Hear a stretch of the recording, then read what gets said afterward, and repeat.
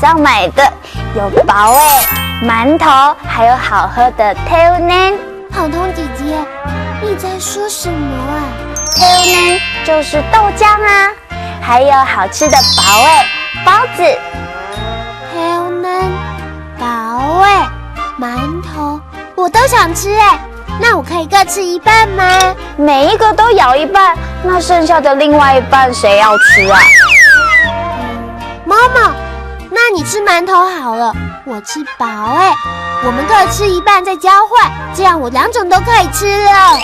我才不要吃你的口水呢！而且我也不想吃馒头，我想吃面包。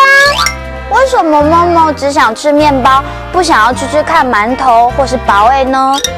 因为我早餐通常都是吃面包啊，从来都没有吃过其他的耶。那真是太可惜了，默默这么挑食，不如你今天就来试试看薄味。来，这个薄味闻起来真的很香啊！那我来试试看咯。哇，那彤彤姐姐，我明天还要吃薄味。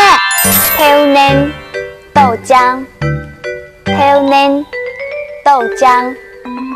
点点，我们来玩游戏好不好？这个游戏叫口是心非，如果答案是对的话，你就要摇头；答案是错的话，你就要点头哦。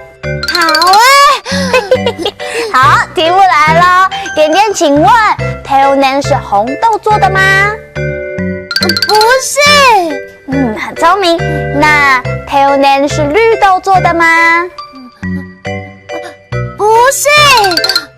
那请问 tail nan 是黄豆做的吗？不是。哎呦，我都搞混了呀。薄味包子，薄味包子。点点，你要吃什么口味的薄？素菜包。可是平常你不是最喜欢吃包肉的吗？今天初一要吃素。哦，原来是这样啊。tail nan 薄味，小朋友每天都要吃早餐才会有精神哦。哈克乌拉拉，我们下次再见。张伟呀。